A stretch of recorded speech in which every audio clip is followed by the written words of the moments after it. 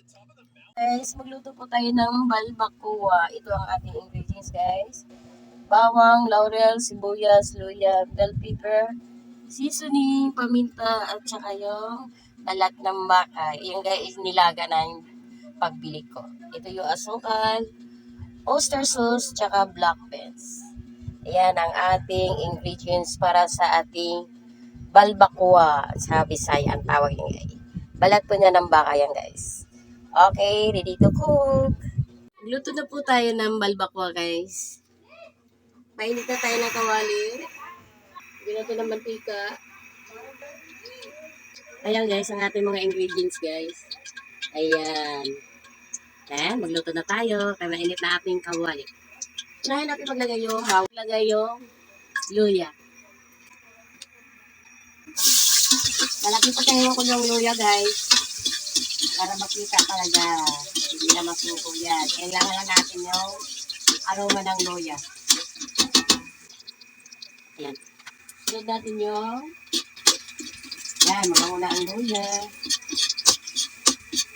Pantagal lang sa kasi yung luya, guys. Sunod natin yung bawang. Brown na natin ng konti yung bawang para mabaw. Kailangan lang supayin para hindi matunog. Kailangan natin mag-brown. Lalabas yung aroma. Sunod natin yung sibuyas. Bell pepper. Hatiin lang natin. Ito na po yung natin, guys. Balat ng baka. Nilagyan na yan ng gili ko. Pero kailangan pa natin palatan yung gusto. Alam ko tinangusto.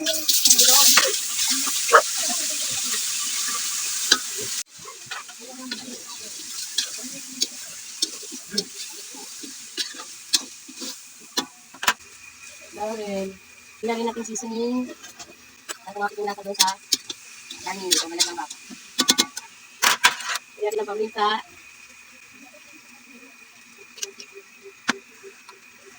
At saka yung black beans. Sabi na natin yung kasama.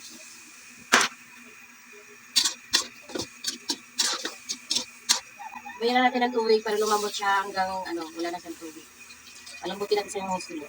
Kasi masarap yung balbacoa pag sobrang lambot. Kaya kapag natin ito.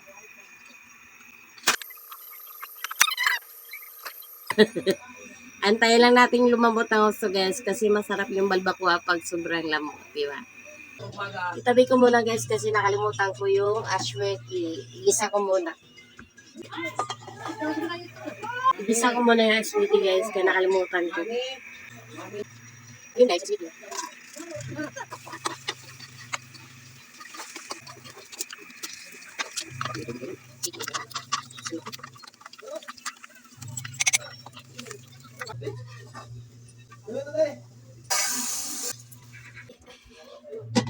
Lagyan natin ng aswiti. Ito nyo yung aswiti, guys. Ilagay na natin yung aswiti. Na aswiti. Lagay ko na rin asukal. Oyster sauce.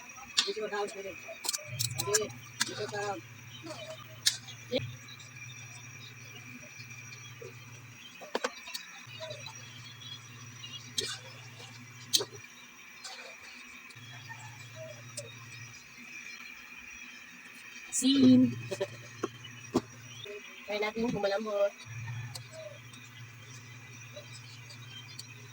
Kulang pa sa lambot, guys. Malambutin natin ang gusto. Masarapan malambot.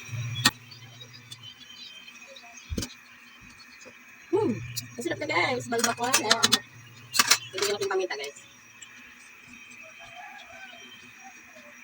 Okay, hintayin na lang natin. Okay, malambot na. Hinaan na natin ang apoy. Bukos natin, guys, ha, para makita niyo kung anong balbacoa. Ayan, luto na ang ating balbacoa.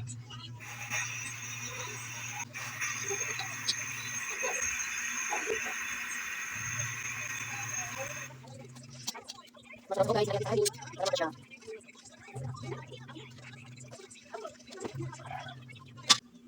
Lagyan natin na